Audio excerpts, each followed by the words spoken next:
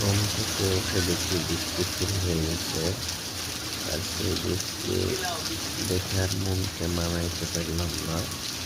এই কারণে চলে গেলাম বৃষ্টিতে ভিজতে।